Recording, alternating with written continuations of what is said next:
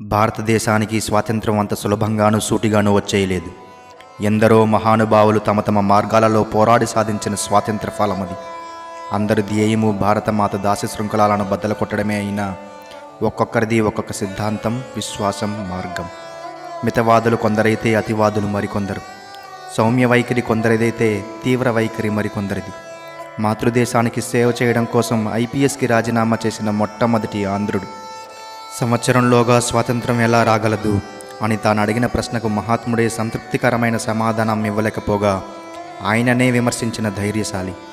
భారత స్వాతంత్ర సమరవీరుల్లో అగ్రగణ్యుడు. అలుపెరుగని పోరాటంతో, ఓటమెరుగని వ్యక్తిత్వంతో మాతృభూమి సేవకు తన జీవితాన్ని అంకితం చేసిన మహానేత.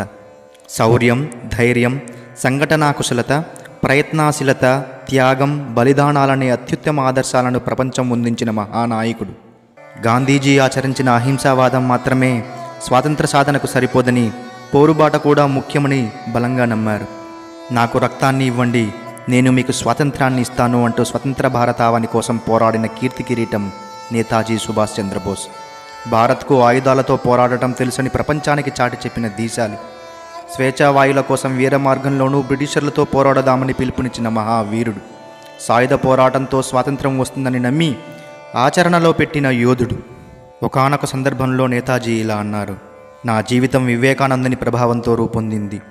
జ్వాలాంతమైన వివేకానందుని దేశభక్తి భావాలు నా రక్తనాళాల్లో లావాలా ప్రవహించి నన్ను ఉత్తేజపరుస్తూ జాతీయోద్యమంలో ముందుకు నడిపిస్తున్నాయి అని బోస్ సగర్వంగా చెప్పుకున్నారు.